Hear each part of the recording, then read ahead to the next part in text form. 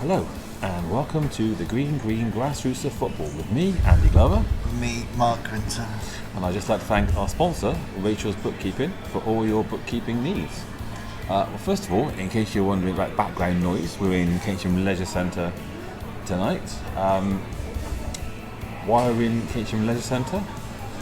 Well, because we're extremely busy. Yeah. It's exactly the same as it was actually a year ago, isn't it? Yeah. Where we were in here recording, because in 10 days' time it's our first tournament. And if you're interested in listening to a podcast on the tournament, then I highly recommend the episode 9 for our experience running our first tournament, which was pretty much last year. And this year it's on the 6th and 7th of July. 6th and 7th of July. Okay, yeah. Ben's not with us for this episode. We've had to change our recording night, he's busy again, unfortunately. And yeah, so we're in Keynsham Leisure Centre, which is why there is background noises. I'll start with the quote. I believe the children are the future. Treat them well and let them lead the way. Interesting quote. Interesting quote. Is that a quote or song? It's a quote by somebody, Whitney Houston, or I'm not sure how it's pronounced. So yeah, it's very true. Yes. So with the Euros in full swing and the focus of the nation, and in particular our young players on the hopes and dreams of the England squad, tonight we thought we'd look at player engagement. So, well, first of all, I looked at the England Football Learning website, and it said it's important to make sure that a young child's first introduction to sport and physical activity must be an enjoyable one, where they feel invigorated, excited and happy. It says young children engage with sport and physical activity when it's enjoyable and allows them to play with their friends. The adults involved are supportive and offer encouragement. So what do you think? Yeah, it's spot on. That is pretty much what it... I mean, as I said, I do the Wildcat situation thing, and I finish every situation with a bag of sweets. I swear, to begin with, most of them come because they get a bag of sweets at the end of it. I could be speaking a load of gibberish for an hour and stuff, as long as they got the sweets at the end. Because they said, it's all about them being happy. They're there to play. I mean, this is it. I mean, I remember, go back to the boys' team we've just finished, and it was basically, 3 school groups. It was your boys from Kelston, it was the boys, I think some boys came along from Shandag, and a group of boys from Castle, and that was basically it, wasn't it? It was like and there's a group of boys from Cherry Gardens, is it? Cherry Gardens, yes. But that was it. It was groups of school friends, and that's how they sort of bonded together, and that's what helps it. And now I'll look at my own girls' team now, and yes, there are a few disparate groups, but there's certainly 2 groups where it's 3 school friends and 3 school friends, and that kind of centres the group. So it does help, certainly, to have that friendship that allows them to play together. You know? Definitely. And do you see it in your teams now? Sort of. Yeah, I mean, as the class, we've got a lot, as said, from St. Cana. But we do also have, which is nice because they've grown over the last 2 years, so they are one team, but we've got 4 new girls come this summer. 3 have come from another team that are folded. One, bless her, she's travelling over about an hour to come to us, but she's part of the Somerset ETC, Emergent Talent Centre, and she plays there with 3 of the other girls in the squad, so it was a nice balance for her, so she knows people when they come, so it is at their age very... So she's got friends already in the team, people, so she comes in and she's playing with friends. So whichever you are, you're still playing with your friends, and that's what makes football fun and enjoyable for young children, and that's what keeps them engaged, isn't it? And that's what you have to present. You go into a team where it's just, hello, you'll do this, you'll do this, you'll do this, you'll go home. It's very quickly going to turn them off, isn't it? Yeah, I mean, you've got... it's the balance, isn't it? You have them for an hour and a half, maybe if you're lucky twice a week. So you are there to teach them something. It's getting that balance right of fun, let them, get to bond and stuff like that, and learn. And you just said it. Every session has got to have an element of fun in it, Definitely. and bonding as a group. England says if the very basic and fundamental needs are overlooked, there's a chance they'll disengage with sport completely and physical activity. I mean, one thing that it said is positivity, positive experiences. I don't have any negative language. Don't put any blame. There's no bullying. There's no whatever. It just has to be positive, and anything is nipped in the bud. And I said, it's all about fun. I mean, all my warm-up routines, they might be fitness related or something, but they're fun. They're silly relay games. We do wheelbarrow races, or anything that they just bond over. But when we also do that as part of the team, is generally when they do the wheelbarrow races, is that they pair up with somebody who isn't from their school necessarily, or who isn't from the thing, so they get to know them. To begin with, it is, but then eventually you want the whole team to be a team as well. Yeah, absolutely. They say that make a good environment, you need the mastery environment and you need the performance orientated environment. Mastery is focusing on the individual to improve and learn and to reinforce the notion that effort and cooperation between them leads to success. And the performance orientated environment with emphasis on outcomes and measures. For example, sort of winning and losing, and also comparing the performance to others.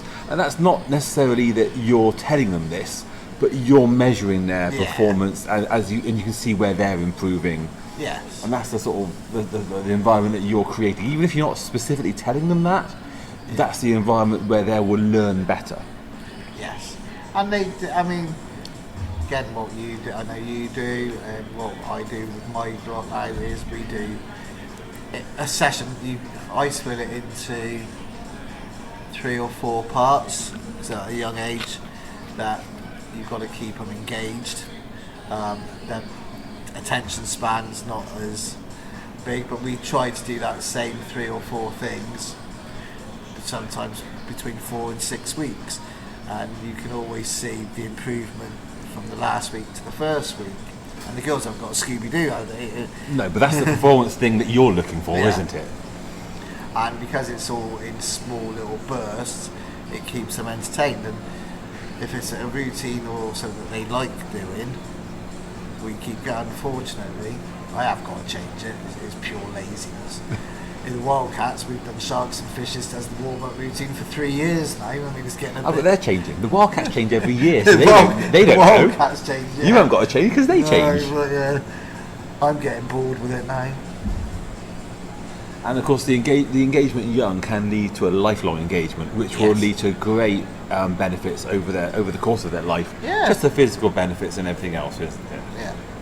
So, all right. So moving on, I found 5 examples of how you can help engage children in football. Number 1, provide a supportive environment. So one of the most effective ways to teach children is to allow them a little room in which to make their own mistakes and then learn from them. It means that a supportive, understanding and patient coaching environment is essential. Undue pressure, stress and bullying are always counterproductive. So you do everything in your power to ensure that children aren't afraid to make mistakes. Yeah, it is crucial. And you can see some sort of confidence drain. We've got a girl that's joined, and for whatever reason her confidence was being drained at where she was before. She's outstanding. Proper outstanding. The potential is unbelievable, and at the moment we are just eking a little bit. By the start of the season she'll be amazing, but again her confidence has been shot. I don't know why. From what I can gather, nothing to do with the coaches or anything like that. Potentially was just one comment, and that's all it can take sometimes. At that age, one comment that just knocks them. Yeah. But you think also of the boys we've just finished with, even in training as under 16s, we're saying, have a shot. It doesn't matter, and they're getting annoyed that they're losing in the training session, and we're like, don't worry, it doesn't matter. That's what training is for. It's there for you to learn to make mistakes and to see and hopefully see why you've made that mistake. Yeah. And if you're mature enough, especially at that age, especially the age we've just finished, understand why you're making these mistakes and learn from it. But for us to make sure they understand that and to support them, not to go, "Why are you doing that for? What's wrong with you?" You know. I mean, and as I said, it's different coachings at different, like you said, different age groups and stuff like that, and how people do it. I mean, I've started doing with the women's team, and the manager there, because one thing in my training sessions I say quite is unlucky. The women, you're not allowed to say unlucky, because she says it's to do with their technique, and if they did the technique right, it's not unlucky, it's blah blah blah. Yeah. Like for an adult, totally different. If a child does something and it just goes wide, So it's an age thing, isn't it? Yeah. It's age appropriate. And again, with your coaching styles and how you engage them, it's totally different. Like I say, do the Wildcats and the women, and the coaching style between all the Wildcats, the under 10 girls, say the under 16 boys, and the women. Each one is different to keep them engaged, show respect, and that they all enjoy it. Absolutely. I mean, I can think back to my very first team, and as a boy we had under 15, under 16, and you could absolutely take the ribbons, completely take the mick out of them on the pitch. And I think there's probably one or two in the team you just finished the same, and they'd understand that you weren't being nasty. Yeah. Whereas there's another player in that first team, and probably in the team now, if you did that to them now, they'd get upset. Yeah. So you've got to understand the player. Yeah. The individuals is very... There are players who you can criticise because they know you're not being nasty, you're actually having a bit of fun with them. Yeah. Whereas others, you can have fun with them and actually they don't realise it and they just get angry at you. So it's knowing those players, isn't it? It is getting to know them. And as you know, with the adults, as Kelsey, the women's manager, says, you know, there's no unlucky. She knows that at a certain age, you can no longer say things like unlucky. Yeah. You can also be critical in a more, not aggressive, but a more realistic way. Yes. It's like, no, that was a mistake. Yeah. You're an adult now. It was a mistake. Whereas with children, you have to be the criticism has to be productive and supportive at the same time. Yes. And I think actually that's one of the points we're going to come to in a minute. So second one of the points is place more emphasis on learning rather than winning. So too many of our children fall out of love with football at an early age because of the pressure they feel to win. Moreover, the weight of expectation, along with shouldering the burden of disappointment, can stop children from achieving their true potential. While winning will always be the more important part of the game for professionals, losing can be just as important to a young developing player. Falling short can be used as a point of reference for further learning, and it can also be used for motivation if managed correctly by a good coach.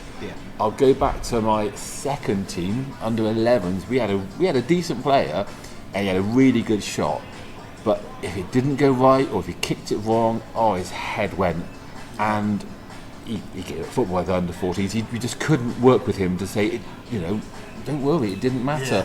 Winning's not that important. You've got to get through to them. But to him, no, winning was everything. And if he didn't do it right, it was the end of the world. Yeah. You've got to be. You have to get realism into some players. It's getting the balance. I mean, I always tell our lot, the girls now, and certainly the coaches and the parents, and hopefully then they're sending the message out to the girls. You learn more from a defeat any case. If you go and beat a team 7-8-0, you've probably not learned anything. They've not developed. If anything, they've probably learned more bad habits. But if you come off the pitch after a 3-1, 4-1 defeat, you can say, right, what did they do? And they would learn more. So, bizarre. I mean, we're looking at games, hopefully. I'm looking at games against boys. I'm looking at whether they're playing New Bristol City and these ETC centres 4 games. So I think we will lose potentially, but we as a team will learn more than playing some other teams. So, and you want to get, I said, getting the girls and the boys into a thing where they win every game. Like you said, they'll come across eventually teams that will beat them, and they won't react well to it. No, so they have to win and lose. Yeah, absolutely. And that's what grassroots is all about. And getting them to learn to win and lose as a team. Yes. absolutely. So yeah, make sure they learn is more important than winning. To look, and this is where I think we've discussed it before. The FA has sort of backed itself into a weird somewhere in the middle, where you don't publish results. There's no leagues under 12s. Yeah, then they go into cup competitions, and when at the end of the season, because they keep the tables behind the scenes, there's relegation and promotion. So if you're in a team that say, like, we're just going to develop this year, we're going to move positions, put your goalkeeper up front, put a striker in, which is what the FA almost teaches you to do, but you finish in the bottom, so you then go down a level, and you think, well, I've just prepared myself, so I'm ready, and that's weird as well. Yeah, because you go to some of these AGMs and they say, well, you've lost almost every game. Yeah. Well, yeah, because we rotated all of our players. I had my striker in defence half the season, I had my left wing on the right, I had my goalkeeper here. Of course we did, we're developing our players. Yeah, but you lost every game. Yeah. Well, of course we did. That's what you want us to do. We're trying to develop everybody. That team won every game. Yes, because they played every player, the best player, all 90 minutes in their best positions. Yeah. Of course they did. And that's where, I don't know how the FA can manage that, but if different coaches and stuff are doing it differently, it makes it hard, because then what will happen to that team that's looking to develop, they can explain to their parents, right, we're doing this year, expecting, but we'll be a stronger team. They then get relegated. You will then unfortunately get some parents who maybe have 2 or 3 good players who say, well, I'm not playing them in the B division, we'll go and move. Exactly. So they're doing the right things, trying to develop, and then the players which they're trying to develop as a team, you'll lose 2 or 3 of them, and then you're back to square. And it is such a difficult. It's a bit of a vicious circle when you're just trying to develop people. Yeah, by doing what the league. So that's a weird. And I think we've mentioned it before on this podcast. We lost players from the team we just finished because of it. Yeah. Trying to develop, trying to learn, and it's like, oh no, you're not in a high enough division for us. Yeah. Well, because we're just trying to develop it for them. And if they'd have stuck with it. Yeah. Eventually, we would have ended right up there. We believe. Yeah. Okay, third one, treat coaching sessions as playtime. So mention hard work, dedication and discipline to children, and you're likely to scare them off football for good. However, treat coaching as playtime and you're far more likely to hold the attention of youngsters for longer. So exactly as you said earlier, the welcome sessions for the Wildcats. Oh. Absolutely. And they said for the under 10, even now the under 10s, under 11, we would do, well, I said, wheelbarrow races. I've got this new one where they basically a game of chase, where you set up 2 circles like in a figure of 8. Yeah. One, and they got attacked. So basically, it is just follow and chase them. They absolutely are screaming going along there, but they are also bizarrely learning how quicken up, slow down, tight turns and stuff like that at the same time. It was a great learning, but they think it's hilarious. Yeah. Even like the wheelbarrow races, where they're learning core routines, they're working how to work together. So you make it all fun and stuff. And most of the things that I get off YouTube, and most of them what they still do in the Premier League. Yeah. There's a few of the warm-up silly games I've seen Liverpool and Arsenal do that I've taken. Because even at that level, there's still got to be enjoyment in what you're doing. If they're not, if say, I'm sure Gareth Southgate's session as the Euros are on are very boring, because it looks like they've turned up half asleep half the time, the England players. Oh, exactly. Because you've got to make it has just got to be fun. Yes, absolutely. I last season I was doing the traffic light game, and one of the colours was do any gymnastic routine you want to do, and it was handstands, it was cartwheels, nothing to do with football whatsoever, but the girls loved it. Yeah. It's like, we're going to show you this. So cater for players of all abilities. So while it's only natural to get excited about the technically gifted youngsters under your supervision, it's important not to forget that those who need a little extra help with their passing, touch and control. It will often be necessary to split your teams into groups based on developmental needs. And you know that with our team we just finished, that's exactly what we did when we were younger and they were growing. We had enough to go 2 lots of 3v3 or 2 lots of 3v3 and 3 and a 4 and a 4, whatever. Yeah. And just worked it out, okay, slightly more advanced ones, you're going to face off over here, and there's slightly less advanced face off over here. So you get more touches together, and you're not just standing there watching the better players dominating. Yeah, you've got us. I'm lucky in my age group that we've now got 2 teams, 2 separate teams. To be fair to the it's even horrible to call them the second team, but the newer team with the less experienced players, and they've developed at such a rate over the last 12 months that they've given in one tournament they gave the more experienced girls a good game. But because they're learning at different paces and learning different things, and you're right, even like when we do the silly games, the silly races, you've got to pair them up against somebody who's try to, as much as you can, as equal ability. I wouldn't want to do, say, that chase game with somebody who will catch the other person within 5 yards. No, I think it's certainly noticeable when we do coaching, say, with the women, who, although are a new team, some of them have played before. Yeah. And you can see it when we're doing the coaching with them, because some of them their touch is quite good and it's released, and others it bounces off them. Yeah. And so that certainly, and it's actually noticeable that the mix is very much within the teams within them, because there's 2 or 3 teams now within the women. Yeah. And it's very noticeable within that. It is. So but you have to do that, absolutely. And then finally, of these 5 points, deliver positive feedback and constructive criticism. Yeah. So the football journey, the technical excellence can be an emotional one for children, so it's important that you communicate your ideas and requirements with a level of compassion and understanding. There will inevitably be times when you need to raise negative issues with players, but instead of focusing on the negative aspect, try to deliver your criticism in a positive light. I mean, I've never ever, I don't believe, told off or shouted or criticised a player. I think I ever have. I mean, The only time you tell them off is behaviour. Yeah, absolutely. Bad behaviour where it's nothing to do with football. Yeah. Yeah, absolutely. Not that they've done something wrong, or I mean, the way is how you word stuff, isn't it? To like, what can we do better? Or this was amazing, this was good, but this could be done better. Can you try this instead? Yeah. Absolutely. Exactly, and you try and word it in that way. Or, because you're not with the women, unlucky. Unlucky, can you try this next time? Yeah.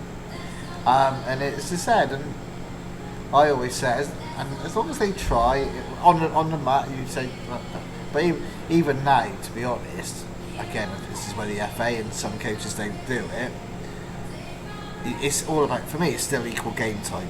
If I take 12 girls, 13 girls or boys to a 9v9 game, at the end of that game, they'd have all played the same. Doesn't matter if they've scored 12 goals or conceded 7 own goals. Yeah. They've come along, they will get equal game time. That doesn't always happen at other clubs, I've seen that.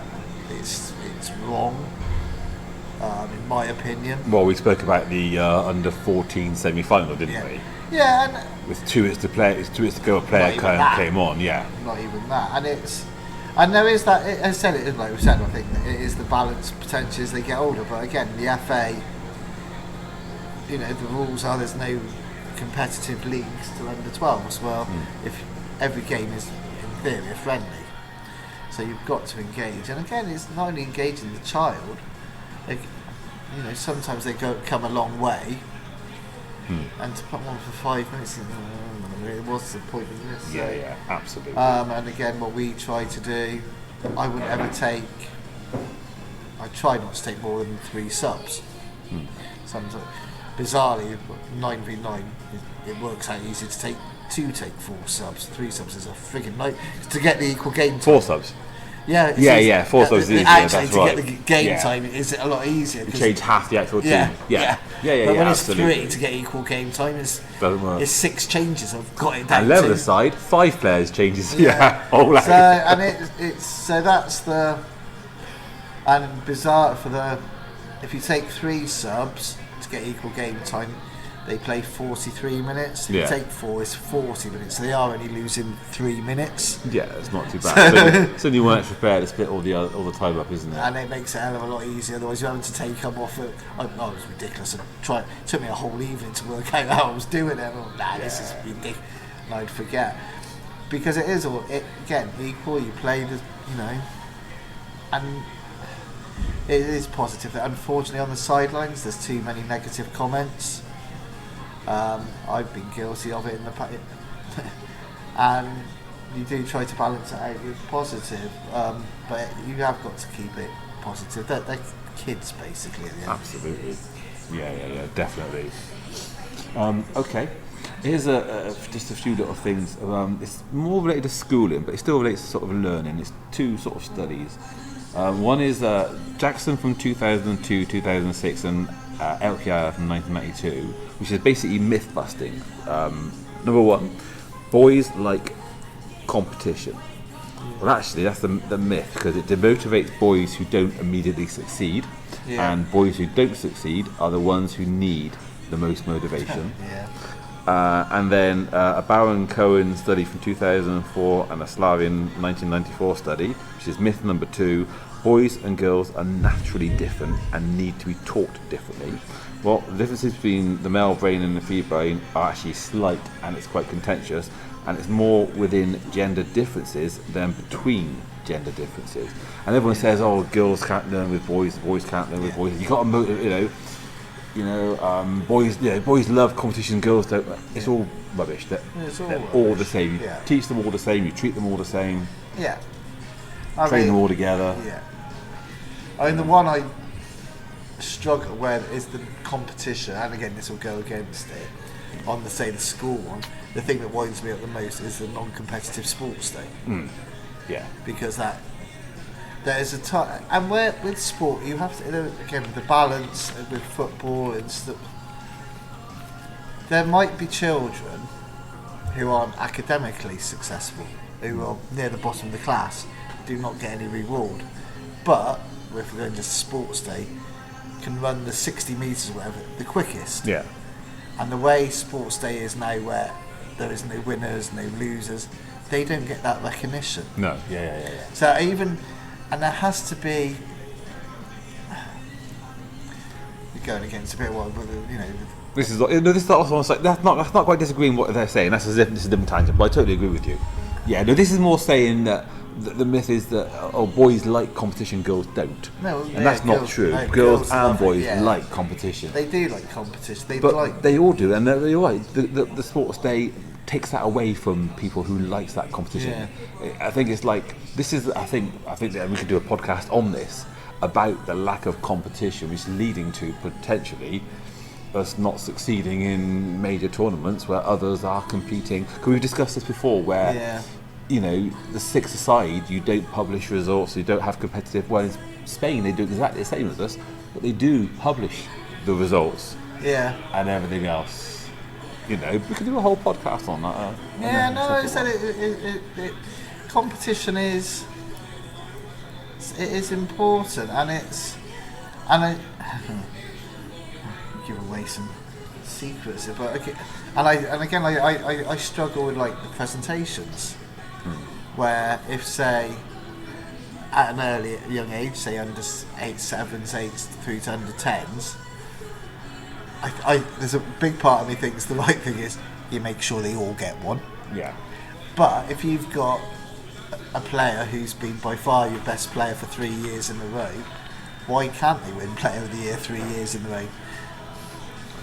I kind of agree with you in the sense of if they are clearly the best player, but if it's close, then perhaps somebody else can come in one of those years. If they are far and away, then and what you do to get around that is you let parents vote or you let players vote. Because they won't think like, oh, I've got to be fair here. They'll go best player, best player, best player, and you can look back at some of our own club presentations where the same players won it 3 years, 4 years running, and the way they've done it is to get the players vote. In fact, one of the teams who've just finished, we had 3 under 13s, I think it was last year, or 3 under 12s last year, and they had to break up through age difference. And the team that ended up not continuing, they've broken up. I think the same player won Player of the Year 3 years running, and the players voted each year. And it just shows, it was the same player because he was clearly the best. In some ways, that is the fact.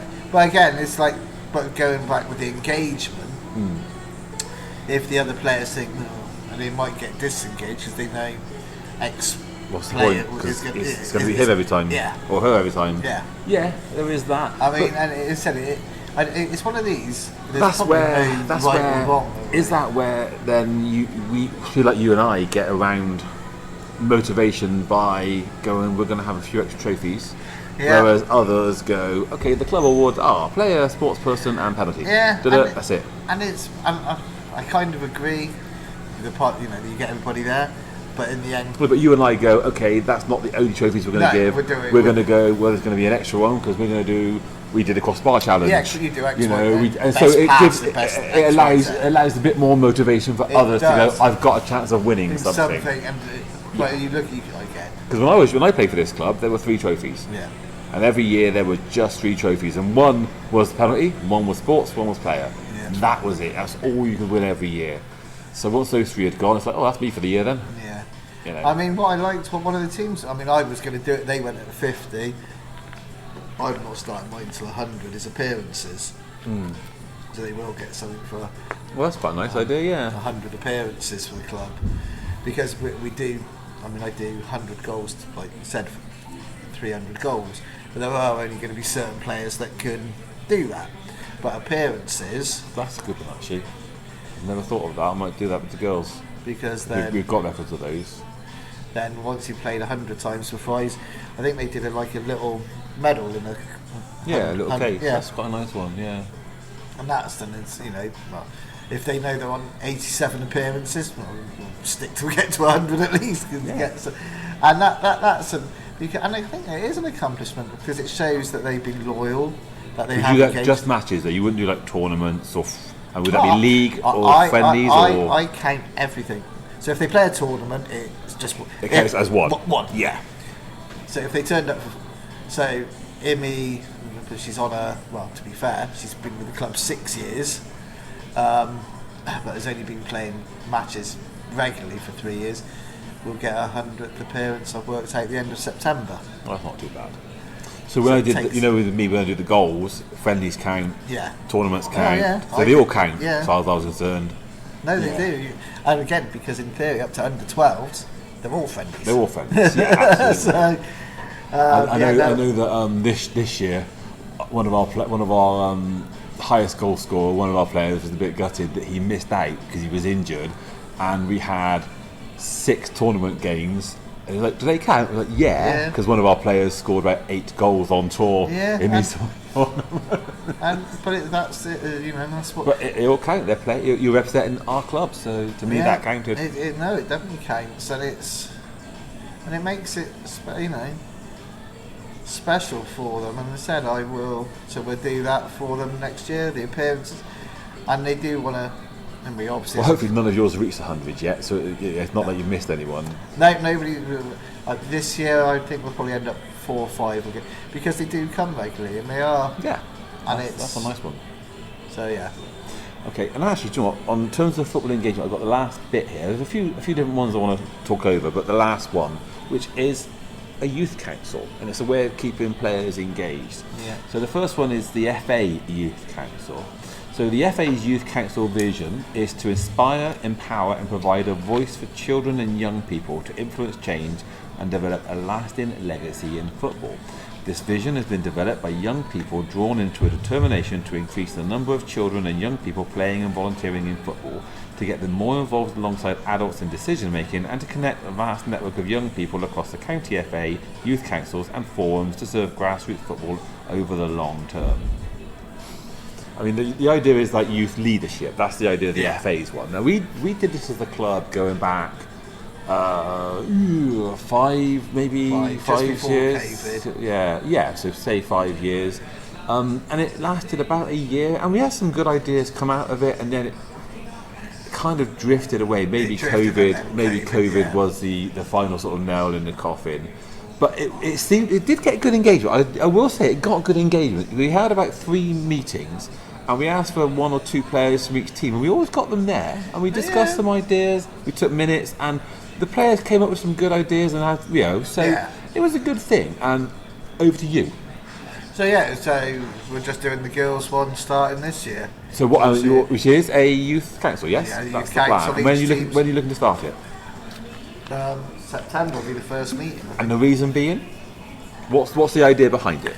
The main thing for it, again, like you did it before, is we could be doing as a club something as adults we think is fantastic.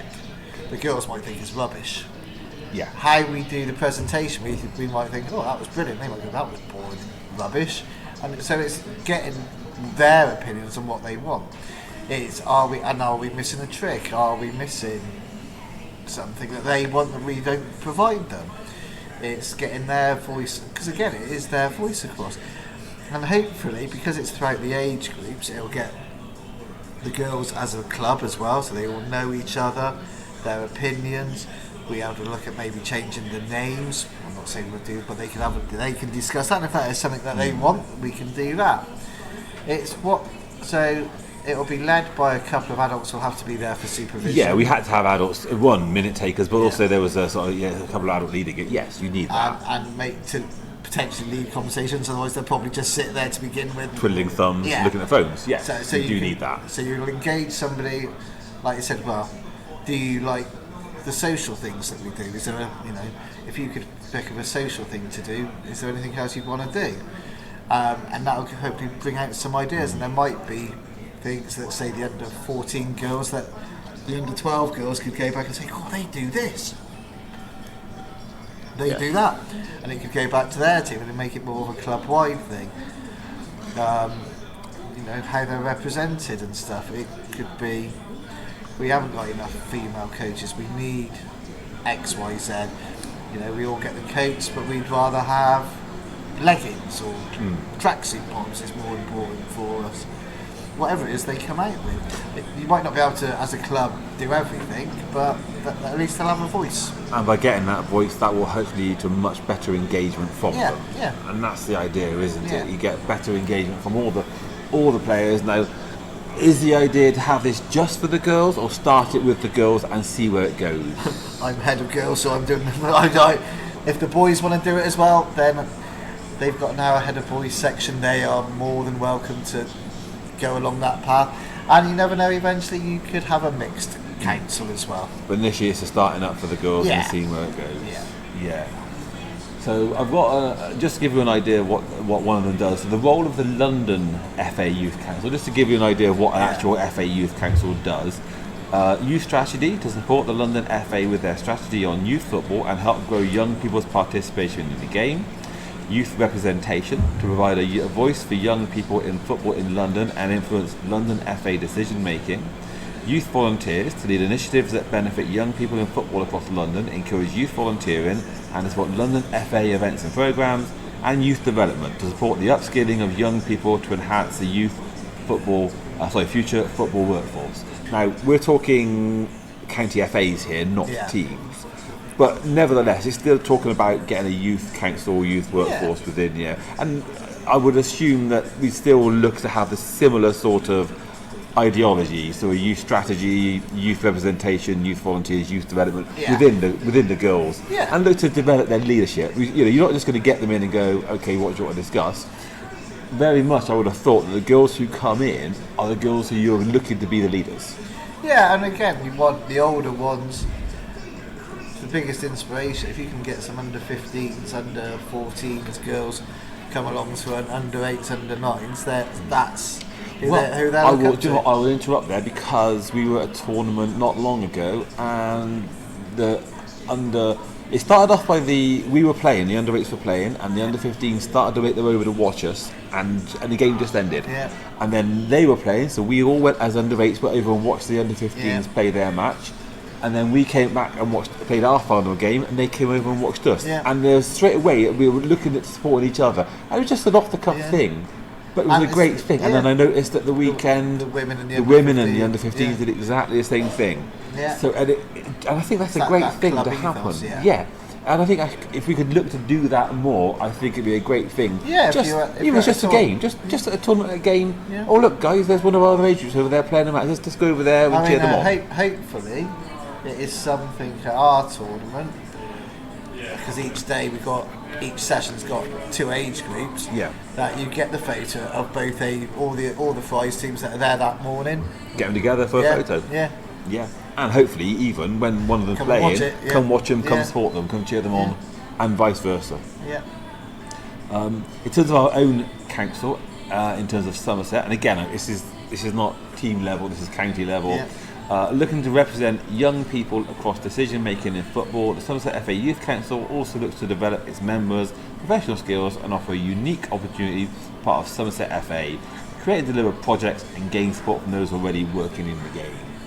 I mean, it's all very much similar thing, but again, this is very much county level. Yeah. I mean, like I said, our own team youth council, I remember they were actually very engaged. I will say that. In terms of engagement, they were very engaged. We gave them a few ideas. They run with those ideas, and then they came back with some more. Yeah. And it actually, if I remember rightly, it actually led to a team vote on at least one thing, which was a good thing. Yeah. Just come out of, I think it was three meetings in the end? Yeah, I mean, and it led to a team vote, a club vote as well. So for just what I'm saying, for just 3 meetings to come up with an actual club vote was a great thing. Yeah. As I said, so it can be quite a powerful thing to have a youth council. Yeah, it can be, and again, it's something. And eventually, it'd have to be the older member, not as, who can come and represent them at committee meetings, at management meetings, AG, because clubs have got to remember you are running it for the kids and what they want, and how they say it. Because I said some of the ideas we come up with might not be what they want. Yeah, absolutely. In fact, the actual FA of Wales, they actually had their council actively participate in the decision making that impact Welsh football, and the role of the National Youth Council was to represent the voice of children, advising policy and development of football in Wales. Yeah. So they actually took it that far, and I think that's what I know. Again, I'm still looking at national level there, but that's what it needs to be within the club. Yeah. It needs to be advising on policy and development of football within the club for the children, because if you're not listening to them, then what's the point of having them? Well, exactly. And I think that was part of the problem last time. You know, they did come up with a few ideas, and yes, COVID got in the way, but a couple of ideas, it was like, oh, thank you, oh well. And I think that was also part of the problem. So you have to listen to them as well. You have to listen. As I said, you might not be able to do everything, no, but at least give them an explanation. Yes, I think that's the problem, is that you have to go back to them and say, great idea, but this is the reason why we think we can't do this. Yeah. We've looked at it, it's a financial thing, it's a time cost thing, it's just not at the moment thing, or yes, we can do it. Yeah, exactly. But you have to give an answer. Yeah. And it's like with everything. I mean, the kids' engagement with getting the parents' engagement and what you're doing, communication is crucial. Yeah. It's all. Things will fall apart and things can get misinterpreted if you don't communicate what it is, the goal is, what the aim is, what you want, and you have to. And this communication is a speaking well and listening well. Yes, absolutely. And if you're not doing that with kids, and that's what kids want, they want to be treated as equals. You can't treat them. Because if you do, they will stay engaged in whatever you're doing, whether it's football, whether it's learning, whether it's chess, rugby, cricket, anything. Yeah. They'll stay engaged as long as you're communicating with them and understanding them and treating them with respect and fairness. Yeah. Absolutely. Okay. Anything else you want to add with regards to engagement? No, I said. It's all about the listening for them, and listening and enjoyment. You've got to have fun. I mean, but as you go, you have to slightly tailor it, age appropriate as well. Okay. Right, well, we've come to the end of this episode, and in fact, we've come to the end of our second season. Yeah. So, Mark, I would like to thank you very much for joining me. I'd like to thank Ben, who's not here, and I'd like to thank you, listeners, for joining us on all of our episodes. So, thank you very much, and we will be back probably sometime in September after my holiday. Another one. Yeah. So we will see you in September. If you have any ideas for podcasts, please let us know. Yeah. Until then, we will have a good summer, and we'll see you in September. Yeah. Thank you very much. Thank you. Good night. If you like this podcast, then please email us your questions, comments, random thoughts, anything you want to share with us at greengrassroots@gmail.com. You can contact Mark and Andy through X at Fry Club JFC, or Ben at Red Falcon JFC, on Facebook via Fry Club Junior FC or Red Falcon Sport. The Fry Club JFC website is www.fryclubjfc.co.uk and the Red Falcon Insta page is at Red Falcon JFC. You could also type out a fantastic review on Apple Podcasts or give us 5 stars on Spotify. You've been listening to a We Haven't Got a Clue What We're Doing production, produced and edited by Andy Glover.